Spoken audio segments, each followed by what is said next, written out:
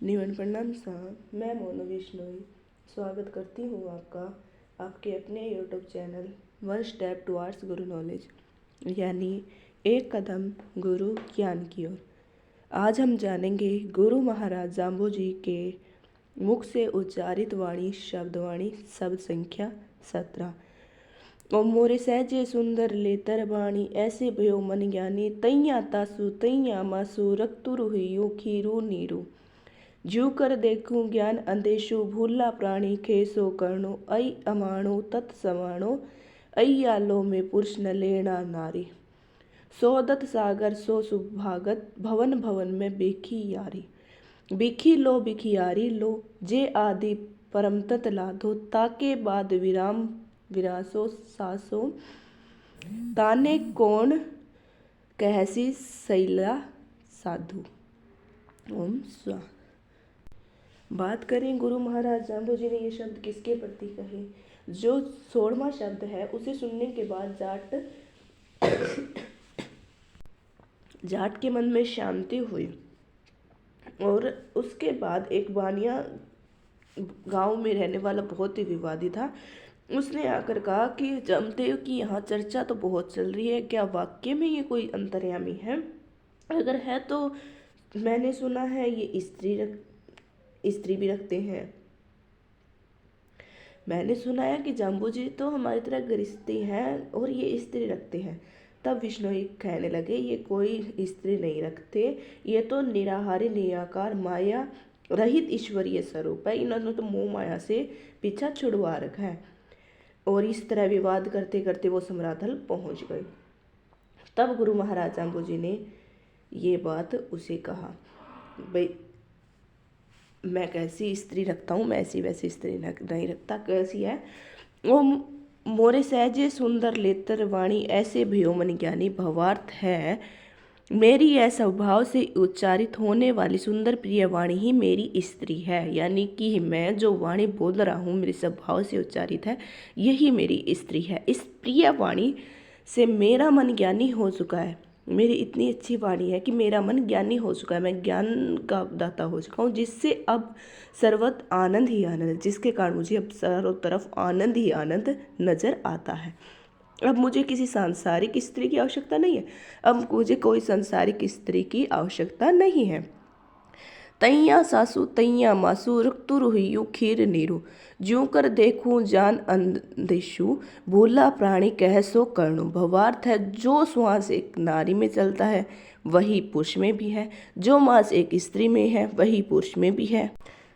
जो रक्त स्त्री में प्रभावित होता है, जो रक्त स्त्री में होता है वह रक्त पुरुष में भी है, तथा जो जीव आत्मा स्त्री में, जो आत्मा स्त्री में वह पुरुष में भी है। तो फिर भेदभाव कैसा? तो फिर भेदभाव कैसा है? हे भूले हुए प्राणी, मनमुखी कार्य को छोड़कर सतगुरु शास्त्र सज्जन पुरुष कहे वैसा ही करना। हे मूर्ख प्राणी, हे भूले हुए प्राणी, तू अपने मन की इच्छाओं पर काबू करके जो इच्छाएं आपके मन में जागृत हो रही है उनको छोड़कर कोई ज्ञानी पुरुष, कोई सज्जन पुरुष आपको कह रहा है वैसा करो, क्योंकि तुम तो भूल चुके हो।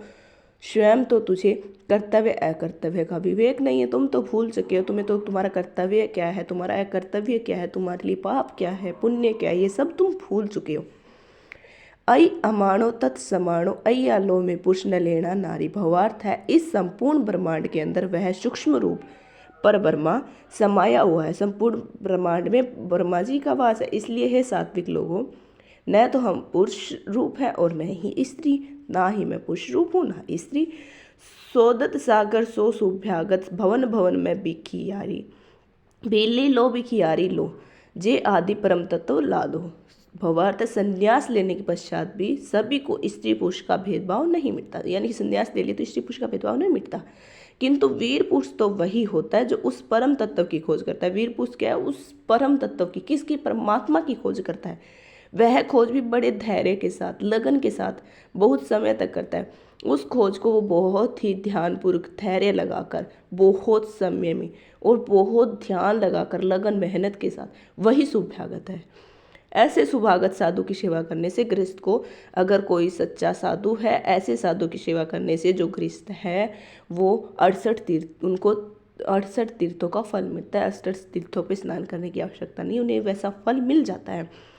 वही शुभागत अभ्यास करते करते उस परम तत्व की प्राप्ति कर लेता है। वह अगर उसी अभ्यास करते करते वो परम तत्व की प्राप्ति कर लेता है तो फिर भिक्षा मांगने का अधिकारी हो जाता है। तो फिर भिक्षा मांगने का अधिकारी और कोई तो भिक्षा मांगने के अधिकारी होगा ना, जो इस जन्म मरण के बंधन में बंधा है। आके वाद विराम विरासो सांसो ताने कौन कहसी साहिल्या साधु, यानी कि जिस साधु के अब तक व्यर्थ का वाद विवाद अंदर बैठा हुआ है, अर्थात तर्क वितर्क रूपी कैंची उसके पास है, जो काटना ही जानता है और जोड़ना नहीं जानता। यानी कि जो साधु वेश तो बन गया लेकिन उसके अंदर वाद है, विवाद है, तर्क है, वितर्क है, तो वह काटना जानता है, ऐसी कैंची है, तो वो जोड़ना नहीं जानता। तथा सच्ची बात को भी नष्ट करना जानता है। जो सच्चे है, जो सत्य बात है, उसको तो नष्ट करना जानता है। अपने ज्ञानाभिमान यानी कि ज्ञान के अभिमान के कारण, ज्ञान का घमंड के कारण वह गृह शक्ति नहीं, ग्रहण शक्ति नहीं है, वह कोई ग्रहण शक्ति नहीं है। और प्रत्येक बात में तथा ईश्वर के अस्तित्व में अब तक संशय है, उसे साहित्य सुलझा हुआ साधु कौन कहेगा। जो ईश्वर के अस्तित्व में अब तक संशय, मतलब वो जन्म मरण के चक्कर में फंसा हुआ है, उसे तुम साधु कैसे कह सकते हो। अर्थात समझदार पुरुष तो कदापि नहीं कह सकते, मूर्खों की तो भगवान ही जाने। यानी कि समझदार पुरुष तो ऐसी बात कभी कह नहीं सकते तर्क वितर्क वाली, और मूर्खों की तो भगवान जाने, हम क्या जाने। इसी के साथ हमारी शब्द संख्या 17 कंप्लीट होती है। आशा करती हूँ आपको अच्छे से समझ आ रहा होगा। कृपया कमेंट करके अवश्य बताएं कि वाक्य में आपको समझ आ रहा है या नहीं। वीडियो को ज़्यादा से ज़्यादा शेयर करें ताकि हमारी शब्दवाणी का, हमारे समाज का प्रचार हो सके। धन्यवाद। आपकी अपनी मोनू बिश्नोई।